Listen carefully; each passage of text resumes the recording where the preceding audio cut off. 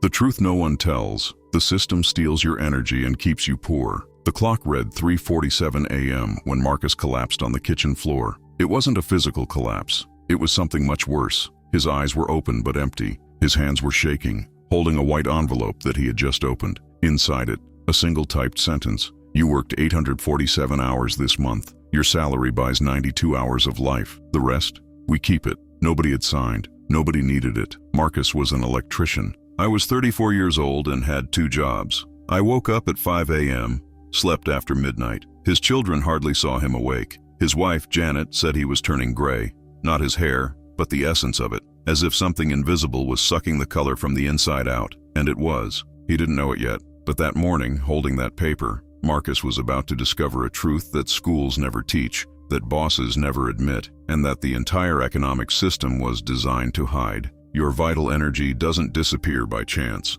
It is extracted, systematically, scientifically. 3 weeks before that envelope, something strange had begun. Marcus was changing the wiring in a downtown office building, one of those mirrored skyscrapers where people in suits walk quickly and talk on the phone like they're important. Underground, where electrical cables intertwine like veins in a giant organism, he found a room. It wasn't in the plans. There was no official door, just a passage behind a metal panel that he had to remove to access a circuit breaker. Inside, there was a machine. It was no ordinary machine. It looked like something between a data server and hospital equipment. Lights pulsed in a steady rhythm, not random but synchronized, as if measuring something alive. There were screens displaying graphs that Marcus didn't understand. Waves, frequencies, numbers rising and falling. And in the center of it all, a metal plate engraved with something that made your stomach turn. Vibrational extraction system, Sector 7, capacity 480 units, day. Marcus took the photo.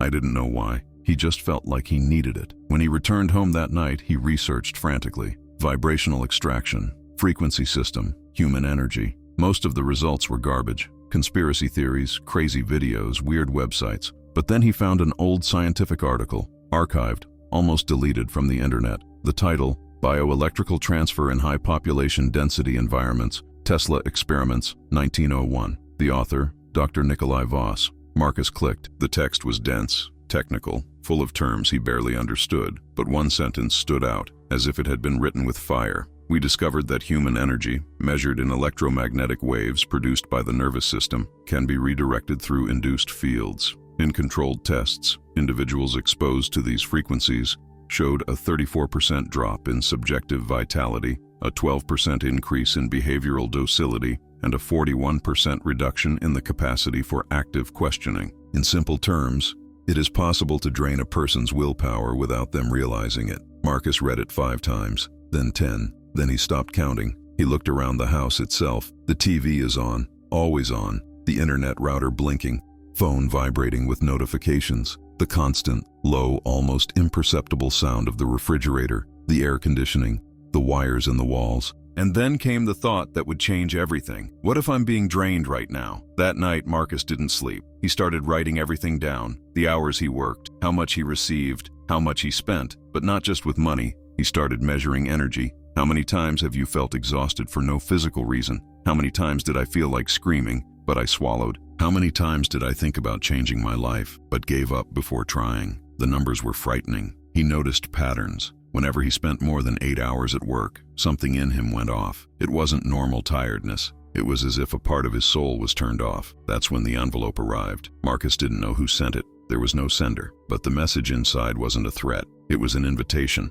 a warning, a confirmation. Someone knew he had discovered it. And now, sitting on the cold kitchen floor, with the envelope in his hands and his heart racing, Marcus understood one thing. He wasn't dealing with bad luck, a lack of effort, or wrong choices. He was trapped in something much bigger, something designed, something that worked like an invisible bomb, sucking the essence of millions of people every day. He got up, walked to the room where Janet slept, and whispered to himself, if this is real, I need to prove it. And if I prove it, I need to destroy it. But Marcus didn't know that, at that very moment, in an office 40 floors up, a man in a dark suit stared at a screen displaying his face and smile. If you're feeling like this story is touching on something you've always suspected but never been able to name, don't leave here. Subscribe to the channel, because what comes next will turn everything upside down. Marcus spent the next 3 days like a man possessed. He returned to the building, not as a hired electrician, but as a silent investigator. He was carrying a backpack with tools, a frequency meter that he bought online, and a notebook where he wrote everything down, every number, every pattern, every detail of that machine underground. But it wasn't just about the machine. Marcus began to notice something much more disturbing, that equipment was not alone. During a routine inspection of another office building, he found another, identical. Same pulsating lights, same metal plate, same capacity, 480 units per day. And when he checked a third building, a residential tower where thousands of people lived packed together, there it was, in the basement, hidden behind false walls and maintenance panels that no one questioned. They were everywhere. It was Janet who noticed the change in him first. One night, as Marcus scribbled frantically in his notebook, she sat next to him and held his hand. "Marcus, you're not well. He's barely spoken to me for days. Barely eats. What is happening?" He looked at her. Her eyes had that mix of worry and tiredness that only comes from someone who loves someone who is moving away. Marcus wanted to tell. I wanted to scream the truth, but something held him back. Not fear, but strategy. If he was right, if all of this was real, then speaking too soon would be a fatal mistake. "I'm just trying to understand some things at work," he lied, hating every word. "I promise, it will soon pass." Janet didn't believe it, but she didn't insist. He just shook his hand and left the room. Marcus heard her start crying in the bathroom, and that hurt more than anything he had discovered so far. They don't just steal energy, thought Marcus. They steal time, they steal presence, they steal the ability to be whole for those we love. But he needed to follow, because now, besides anger, there was something else growing inside him. Hope. The hope that if he proved all that, he could free not just himself, but millions of people. Then came the first big breakthrough. Marcus was able to access the original building's internal files, not officially, but through an IT technician who owed him a favor. What he found made his blood run cold. That machine in the basement was registered as Auxiliary Climate System, Model TCX-9. Nothing about frequencies, nothing about extraction, just a generic, bureaucratic, invisible name. But electrical consumption records told another story. That equipment consumed 3 times more energy than any air conditioning system. And the strange thing, peak consumption coincided exactly with business hours, from 8 a.m. to 6 p.m., when the building was full of people. Marcus cross-referenced the data with the other buildings. The pattern was identical. Massive consumption during times of greatest human presence, as if machines were feeding on population density. He needed more. I needed to understand who was behind this, who manufactured these machines, who installed them, who profited. That's when he found the name, Helios Dynamics. The company did not appear in common searches. There was no public website. It didn't advertise. But it was registered as a supplier on hundreds of government and corporate contracts, always under vague categories: energy infrastructure, environmental optimization systems, corporate wellness technology. Marcus dove deep. He discovered that Helios Dynamics had been founded in 1987 by a consortium of anonymous investors. Its official headquarters was in a small city in the middle of the country, but its equipment was installed in all major cities: New York, Los Angeles, Chicago, Houston, Phoenix. And the most sinister connection, Dr. Nikola Tesla, the author of that old scientific paper, had worked as a technical consultant for Helios Dynamics between 1989 and 1993. After that, he simply disappeared from public records. No publications, no conferences, no trace. Marcus felt a shiver. They silenced him. But then, something unexpected happened. Marcus received a call, unknown number. He answered hesitantly. "Hello?" The voice on the other end was feminine, calm but filled with urgency. "Marcus, my name is Elena. I know what you found, and I know you're in danger." His heart raced. "Who are you? How did you get my number?" "It doesn't matter now. What matters is that you stop investigating alone. They are watching you. Every photo you took, every file you who accessed it, they know. And if you keep this up, you'll disappear like Voss." Marcus pressed the phone. "How do you know about Voss?" There was a pause. When Elena spoke again, her voice was shaky. "Because I was his assistant. I was there when it all started.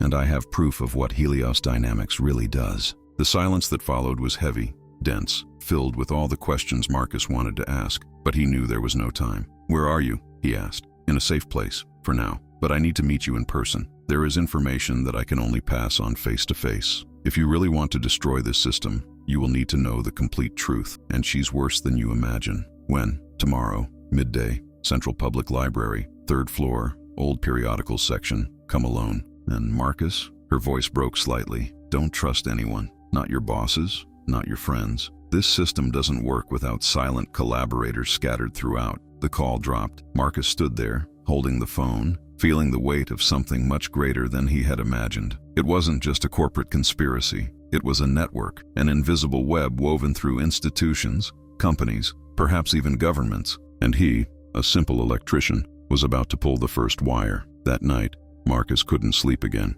He stared at the ceiling, listening to Janet breathing next to him. He thought about his children. He thought about all the people who woke up every day, went to work, came back exhausted, and never questioned why. They never realized that exhaustion was not natural. It was induced, designed, necessary. Because exhausted people don't rebel, drained people don't question. People without energy accept anything, as long as they can go home and turn off their minds in front of a screen. It's genius, Marcus thought with simultaneous horror and admiration. It's the perfect crime, because the victim never knows they were robbed. But now he knew, and Elena knew, and someone, somewhere, was terrified of this combination. Marcus closed his eyes and for the first time in weeks, smiled. Not out of joy, but out of determination. Tomorrow, I'll find out who you are, and then I'll finish you off. But in the glass office, 40 floors above the city, the man in the dark suit was no longer smiling. He was looking at the same face as Marcus on the screen, and next to him, another monitor displayed a name,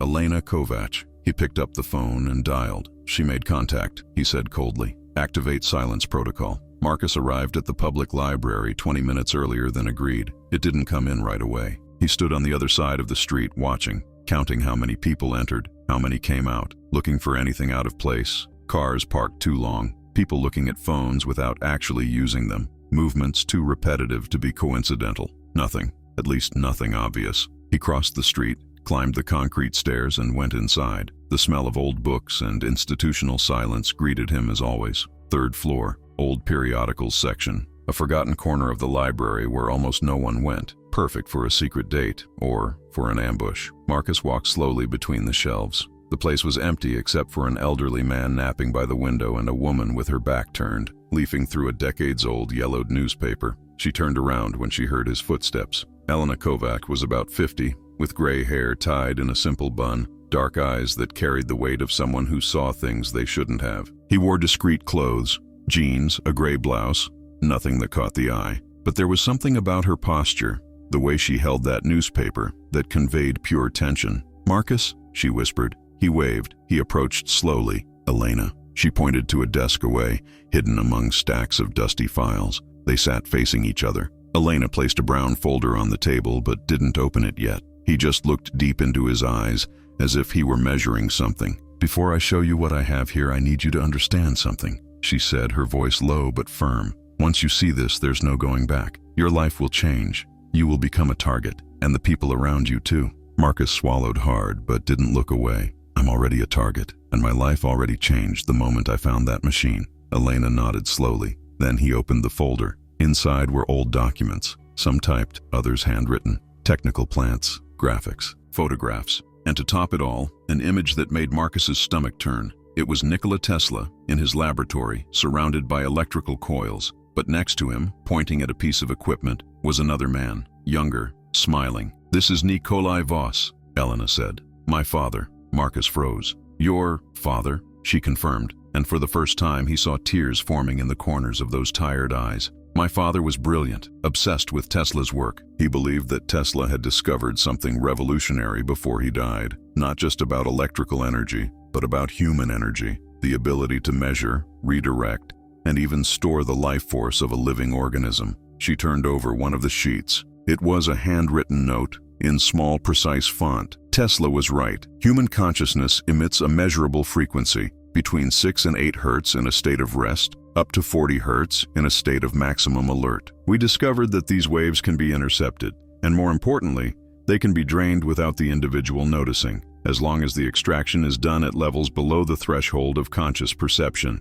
In practical terms, we can suck a person's vitality little by little like an invisible bleed, and they will only feel tired. They will never know the true cause. Marcus felt a chill run up his spine. "So it's real? All of this is real?" "Worse than real," Elena said, her voice breaking. "It's systematic. My father developed this technology in the 1980s, believing it would be used for medical purposes. He imagined hospitals being able to measure and balance the energy of patients. He imagined therapies, cure, but when Helios Dynamics bought his research, they had other plans. She pulled up another photo, this time a corporate document, a contract. They didn't want to cure anyone, Marcus. They wanted to control, because they discovered something that took my father years to accept. Drained people are more productive, more obedient, more dependent. Marcus frowned. What do you mean more productive, if you have no power? Because productivity was never about being well, Elena interrupted, anger now entering her voice. It's about being desperate.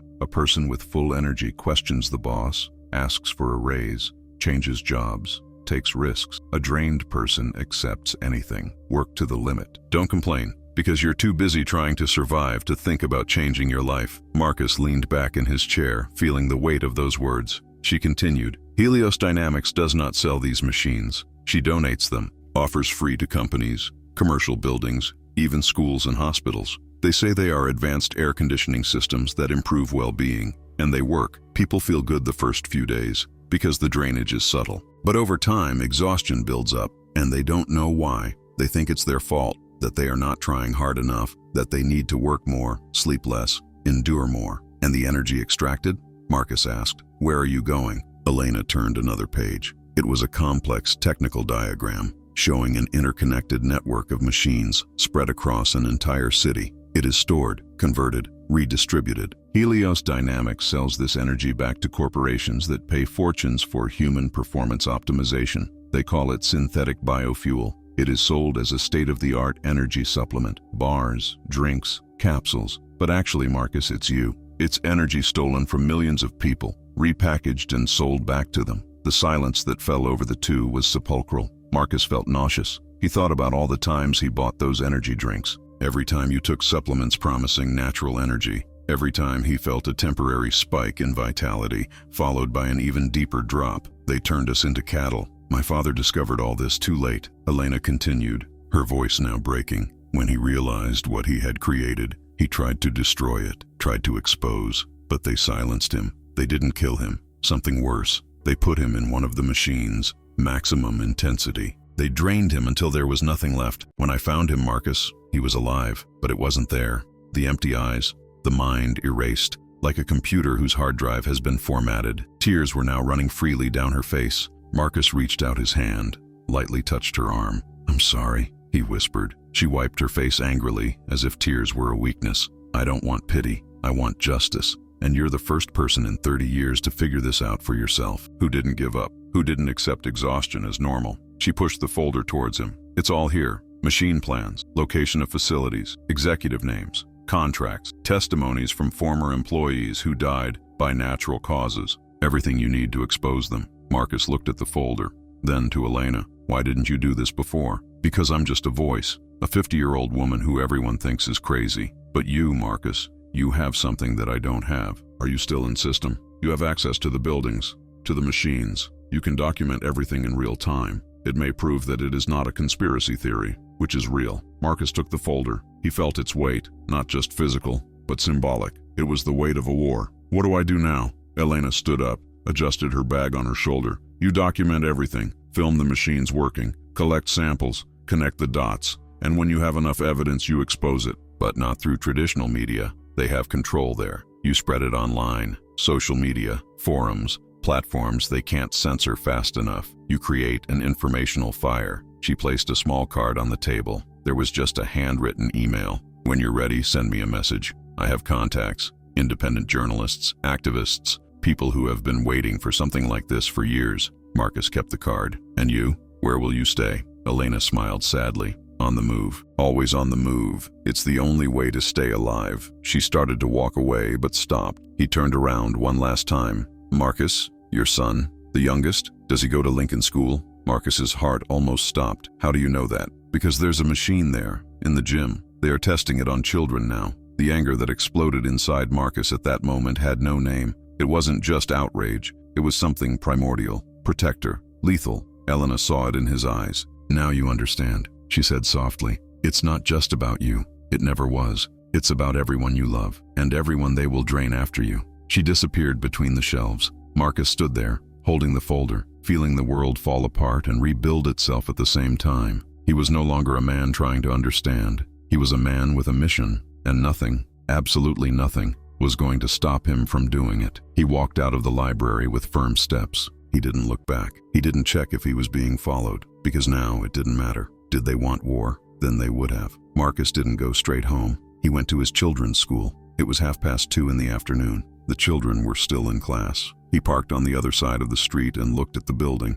an old but well-kept red brick building with an attached gymnasium where physical education classes were held, where her 7-year-old son, Daniel, spent an hour every day, exposed. Marcus grabbed his backpack from the back seat. Inside, in addition to the usual tools, there was now a small camera, an audio recorder, and the frequency meter he had bought. He donned his reflective work vest, picked up a clipboard, and crossed the street as if he were just another technician doing routine maintenance. Nobody questioned it. He entered through the side door that gave access to the service area. I knew that route well. I had done electrical repairs there a few months ago. He went down the stairs that led to the basement. He went through boilers, pipes, old electrical panels, and then he found it. The room was hidden behind a false panel, just like the other places. Marcus carefully removed the lid and shone the flashlight inside. There was the machine, smaller than the others, more modern, with a digital interface that displayed numbers in real time. And what Marcus saw on the screen made his blood boil. Active extraction, 340 units. Capture rate, 87%. Average age of targets, 6 to 12 years old. Children. They were draining children. Marcus had to lean on the wall to keep from falling. The anger was so intense that for a moment he lost his breath. But then, something stronger took hold. Focus. He turned on the camera and started filming. Every detail, every screen, every number. He filmed the electrical connections that led directly to the gym above. He filmed the sign with the name of Helios Dynamics engraved in small letters. And then he did something that wasn't planned. Turned off the machine. He didn't think about the consequences. He didn't think about who would notice. He just turned the safety switch and cut the power. The pulsating lights went out. The numbers on the screen disappeared. The low hum that he hadn't even consciously noticed stopped. Silence. Marcus ran up the stairs, across the hall, and out of the school before anyone saw him. When he got into the car, his hands were shaking so much that he had to take several deep breaths before he could drive. He went straight to the next location on Elena's list, a public hospital. If they were doing this in schools, I wanted to know how far the perversion went. It took 40 minutes to arrive. He repeated the same process.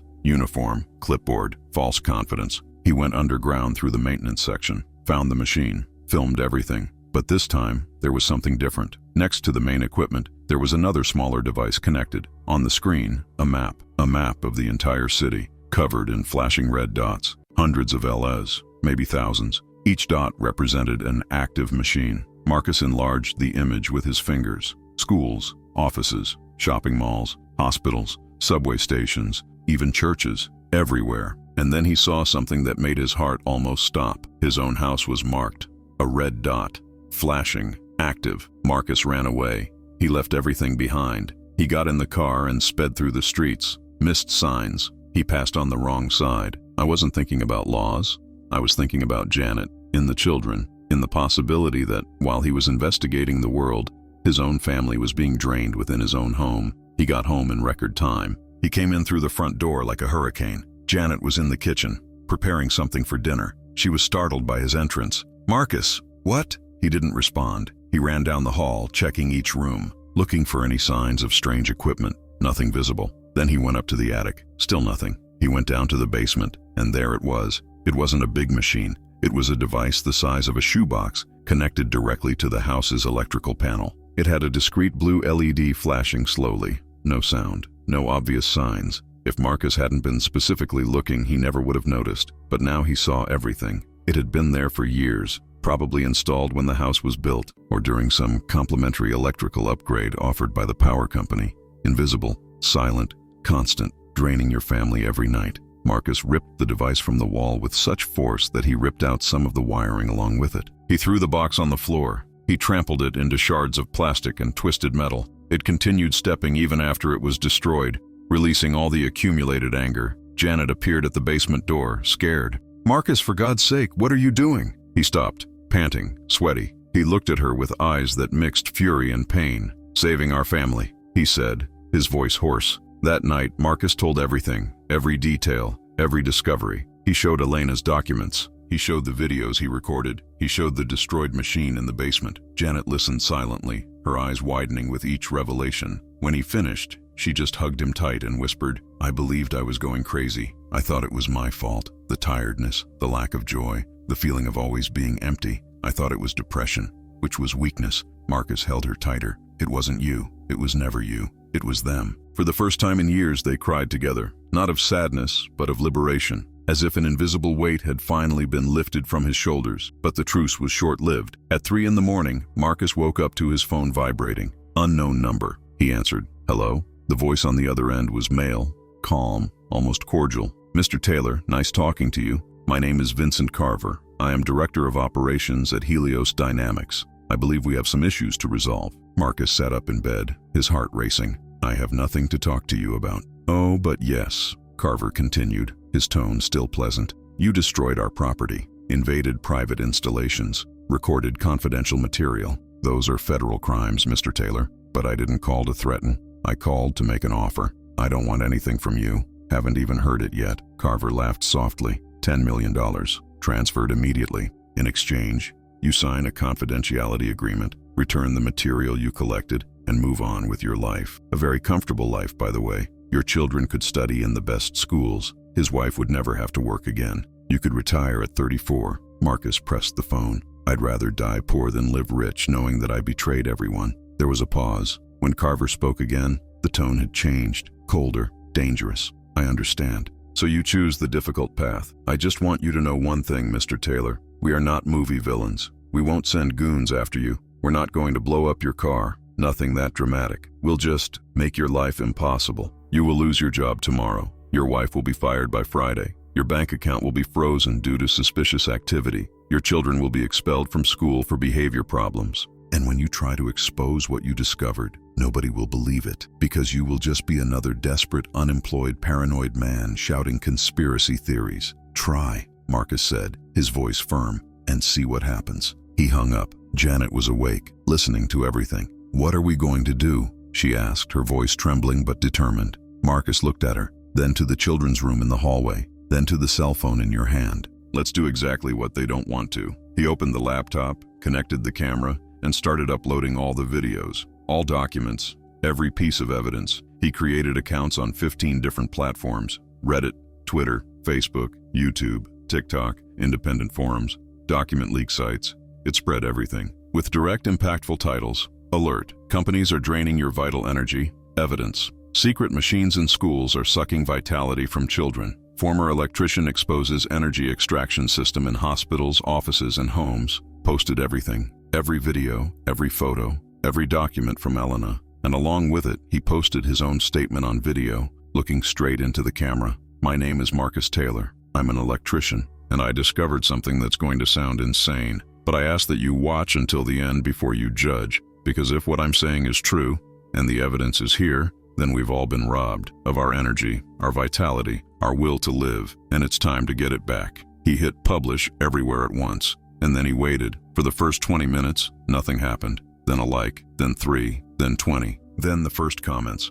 "I always felt this, but I never knew how to explain it. Oh my God, this explains everything. Can someone check if it's real?" Within an hour, the videos had 1,000 views. In 2 hours, 50,000. Within 3, it was going viral. People began looking for the machines in their own buildings, filming, confirming, sharing. The informational fire that Elena had mentioned was spreading, fast, uncontrollable. And somewhere, in a glass office, Vincent Carver looked at dozens of monitors showing videos of Marcus multiplying across the internet. For the first time in 30 years, he felt afraid, because they could control traditional media, they could buy politicians, they could silence individuals, but they couldn't stop millions of people waking up at the same time. Over the next 48 hours, the world changed. Not dramatically, not with explosions or speeches. It changed in the most powerful way possible, through the awakening collective consciousness. Marcus's videos have surpassed 10 million views. People across the country, then in other countries, began looking for the machines,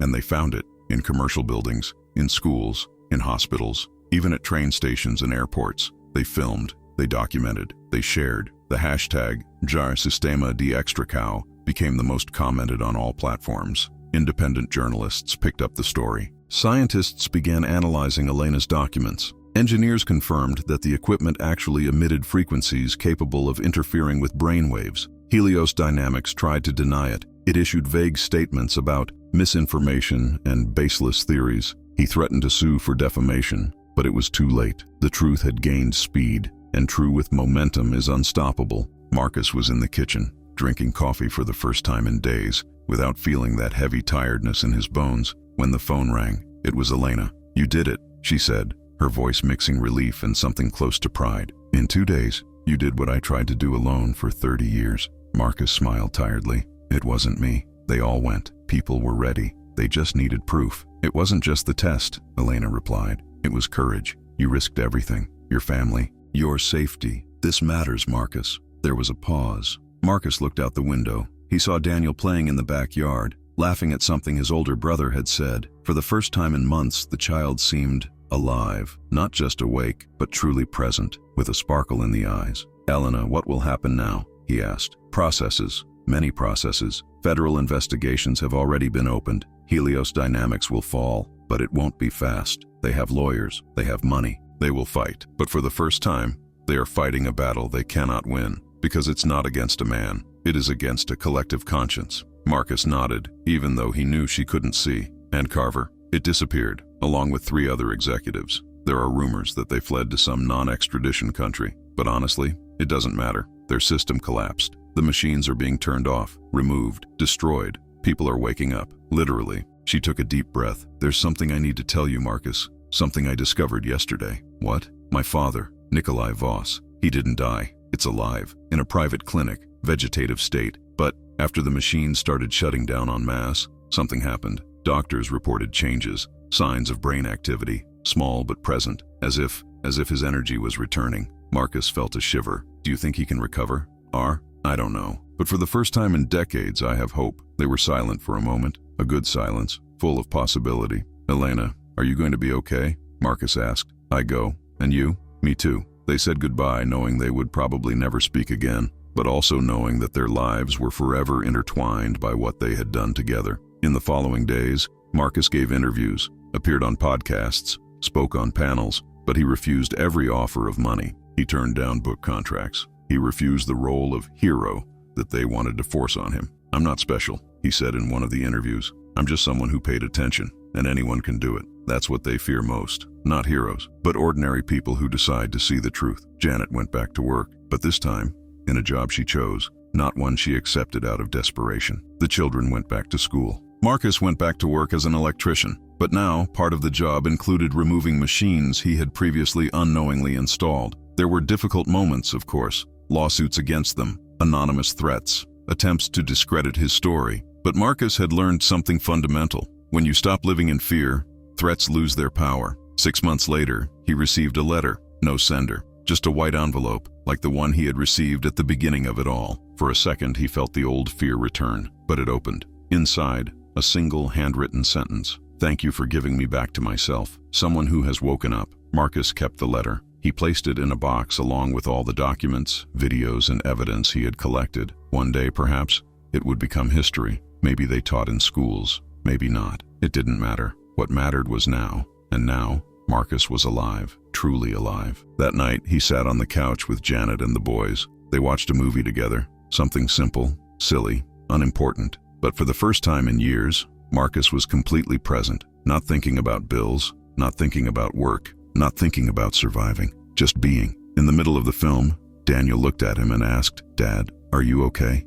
Marcus smiled, a genuine smile, one that came from some deep place he had forgotten existed. "I am, son. For the first time in a long time, I really am." And it was true, because Marcus had understood the most important lesson of all. The system can only steal your energy if you don't know it exists. The moment you awaken to your own power, your own vitality, your own ability to choose where to place your attention and your strength, at that moment, you become uncontrollable. You don't have to be a hero. You don't need to save the world. You just need to save yourself. And when millions do this at the same time, the world saves itself. Marcus looked out the window. The city outside remained the same. The lights, the buildings, people running. But something had changed. Something invisible but palpable. The frequency. The world was still vibrating. But now, it was a different vibe. Higher, more aware, more alive. And somewhere, in a private clinic, Nikola Voss opened his eyes for the first time in 30 years. Marcus never knew about it I would never know of many other things that his courage unleashed.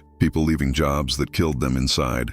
Couples reconnecting after years of mutual exhaustion. Children returning to play with real energy, not compensation-induced hyperactivity. The system is not over. Systems never completely end, but it cracked, and through these cracks, light began to enter, and maybe, just maybe, this will be the real revolution. Not the one that knocks everything down at once, but the one that wakes people up, one by one, until critical mass is reached. Marcus didn't save the world, but it showed that it is possible, that an ordinary man, with ordinary courage, can defy the impossible, and sometimes that's enough. If this story touched something inside you, if you felt that there is a greater truth being revealed here, subscribe to the channel. Because stories like this aren't just entertainment, they are reminders. Reminders that you have more power than you were taught to believe, that your energy is yours, that your life is yours, and that no one, no system, no corporation, no authority has the right to steal that from you. Awakening is not an event, it's a choice,